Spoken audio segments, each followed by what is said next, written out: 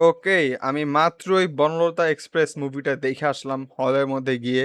আর আমি মাত্রই আসছি, ঠিক আছে, বেশিক্ষণ হয় নাই আমার বাসায় আসা। আমি যে ড্রেস পরে গেছিলাম ড্রেসের পিছনে আমি রেখে দিয়েছি। তো তোমাদেরকে মুভিটা নিয়ে ডিসকাশন করি। এবং আমার মতে এই মুভিটা একটা 10 on 10 মুভি ছিল। এখন 10 on 10 বললে অনেকে অনেক আপত্তি করে, ভাই তাই বলে পারফেক্ট নাম্বার? আমি বলবো ইয়াস, পারফেক্ট নাম্বার। রিজন হইতেছে, দেখো, তুমি যখন একটা ফুটবল গেম দেখো বা তুমি যে কোনো একটা স্পোর্টস খেলা দেখো, ঠিক আছে, এখন সাপোজ তুমি রোনালদোর একটা খেলা দেখতেছো বা মেসির একটা ম্যাচ দেখতেছো, ঠিক আছে, সেটা হয় বার্সা বা ওরা যেন কি কয়, সৌদি আরবে যে লিগের মধ্যে ছিল আন্নাসের বা আন্নাসর যেটা ছিল ওই গ্রুপে থাকো বা যেখানে তুমি থাকো, যদিও মিয়ামিতে এখন আসছে, মেসি বার্সাতে নাই। যাও, আমার পয়েন্ট এর হইতেছে মেসির রোল হইতেছে সে একটা স্ট্রাইকার অথবা মিডফিল্ডার, ঠিক আছে, এই দুইটার মধ্যে যে কোনো একটা। এখন সে যদি পুরা ম্যাচ একদম ক্যারি দেয়, পুরা ম্যাচ যদি খুব ভালো খেলে, আর তোমার যদি দিন শেষে তুমি যদি কও যে মেসি না ডিফেন্ডিং ভালো করলো না, এই গোল হয়ে গেল বেশি করে, বা গোলকিপারের কাজ ঠিক মতন করলো না, এটা কি লজিক্যাল তোমার কাছে মনে হবে? অফকোর্স মনে হবে না। তো আমার কাছে বর্ণলতা একটা comedy movie, comedy slash drama একটা মুভি, এবং কমেডি ড্রামা জনার মধ্যে একটা 10 on 10। এখন তুমি যে এর সাথে ইনফিনিটি ওয়ার্ড দেখো যে ভাই ভিএফএক্স অমন অমন ভিএফএক্স দেখলাম না, আমি 10-এ 10 ক্যান দিব, জমলো না অমন ফাটাফাটি এরকম মারামারি নাই, ঠিক আছে, তাহলে এর কি এর 10-এ 10 কেমন? এইসব বইলা তোমার ইম্যাচুরিটি দেখাবা না, ঠিক আছে। অ্যাকশনের জায়গায় অ্যাকশন, ড্রামার জায়গায় ড্রামা, রোমান্সের জায়গায় রোমান্স, ইমোশনের জায়গায় emotion. As a drama slash comedy movie আমি এটাকে 10-এ 10 দিব। কারণ এটার মধ্যে যে হিউমার ছিল, এর মধ্যে যতগুলো ক্যারেক্টার আমরা দেখছি, সবগুলাই বলবো যে খুবই এনজয়েবল একটা ক্যারেক্টার ছিল। হ্যাঁ, কয়েকটা সাইড ক্যারেক্টার ছিল যেগুলা কিনা অতটা রোল প্লে করে নাই অবভিয়াসলি, কারণ তারা সাইড ক্যারেক্টার, বা যতগুলো মেন ক্যারেক্টার ছিল প্রত্যেকটা মেন ক্যারেক্টার খুবই ফ্যাসিনেটিং, খুবই বেশি এরা হচ্ছে ইউনিক, সবার একটা কোয়ার্ক থাকবে। আই মিন, হুমায়ুন আহমেদের লেখা একটা নোবেলের উপরে বেস করে মুভি, সো অবভিয়াসলি ক্যারেক্টারগুলো একটা কোয়ার্কই থাকবে, আমাদের একটা আলাদা একটা বৈশিষ্ট্য থাকবে। তো আমি মুভিটা দেখতে গেছিলাম আমার একটা ফ্রেন্ডের সাথে। আমার cameraman by the way, Takrim, তোমরা তাকে চিনো। তো আমি প্রথম মুভিটা বসলাম, ঠিক আছে। ফার্স্ট অফ অল বলতে হবে মিউজিকের চয়েস একদম 100-এ 100, যতগুলো মিউজিক সিলেক্ট করছে সবগুলাই সেই। তারপর আমরা ক্যারেক্টারের মধ্যে যে ফোর্থ ওয়াল ব্রেকিং যে ক্যারেক্টারটা আছে, হুমায়ুন আহমেদের ছেলে, যেটা আর কি ইয়া ছিল আর কি ইয়ার মুভিটার মধ্যে, ওই পার্টটা খুব মজা পাইছি আমি। আমার ওই ক্যারেক্টার শুরুর দিকে খুব ভালো লাগতেছিল, যদিও মাঝখানে পরে গিয়ে ওর পার্টটা একটু কমে গেছিল, বাট শুরুর দিকে ওর পার্টটা খুব ভালো লাগছে আমার। আর আমি বেশি স্পয়লার্স দেবো না, ডোন্ট ওয়ারি। হিউমার যতগুলো ছিল, হিউমার খুব মজাদার লাগছে। আমার ফেভারিট ক্যারেক্টার বলতে গেলে এই জায়গার মধ্যে মোশাররফ করিম, আমার মনে হয় ওর ক্যারেক্টারটা আমার ফেভারিট লাগছে, ওনার ক্যারেক্টারটা আমি খুব এনজয় করছি। সেকেন্ড বলতে গেলে আমার সেই ডাক্তার ক্যারেক্টারটা, যে কিনা সিগারেট খায়, জাদু দেখায় যে। আর থার্ড হচ্ছে হলো আমার সেই আর ওর নাম যেন কি, ওই যে ওই ঢাকা ভার্সিটি স্টুডেন্টটা।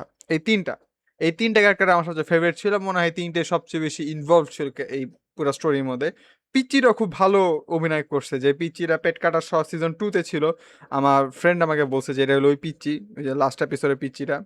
এবার হ্যাঁ, দেখলাম ওই পিচ্চিরে, ওর অ্যাক্টিংটা খুব মজার ছিল, খুব ইন্টারেস্টিং একটা ক্যারেক্টার। তো তোমরা যারা মুভি দেখতে যাইতে চাইতেছো, তোমরা যদি একটা কমেডি স্ল্যাশ ড্রামা টাইপের মুভি দেখতে চাও, আমি তোমাদেরকে বলবো তোমরা বনলতা এক্সপ্রেসটা দেখতে পারো। আমি 100% স্যাটিসফাইড ছিলাম, ঠিক আছে।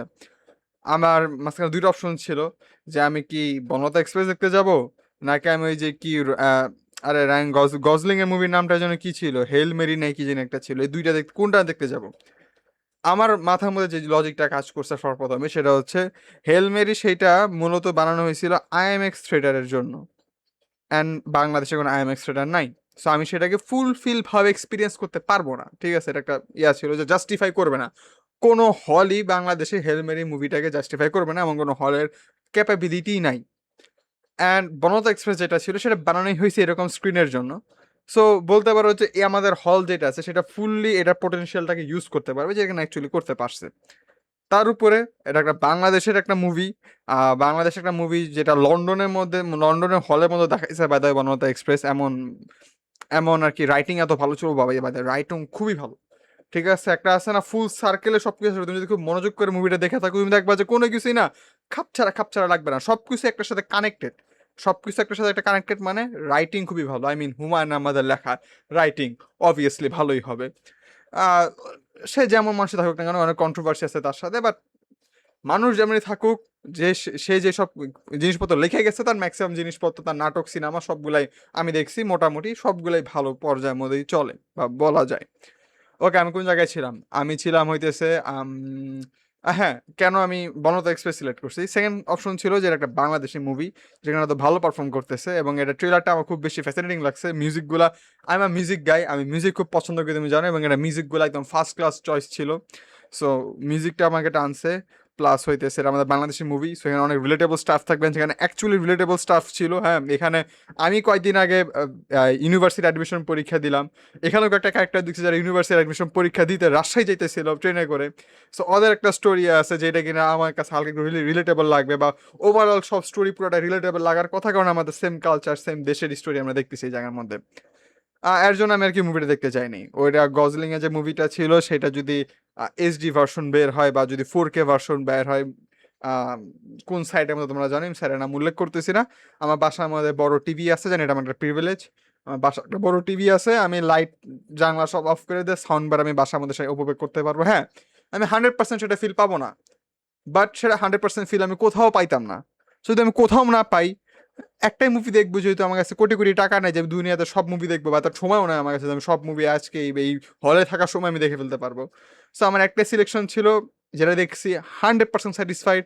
550 টাকা আমার খরচ ছিল টিকিটের, ফুল ওয়ার্থ ইট, একদম 100% ওয়ার্থ ইট।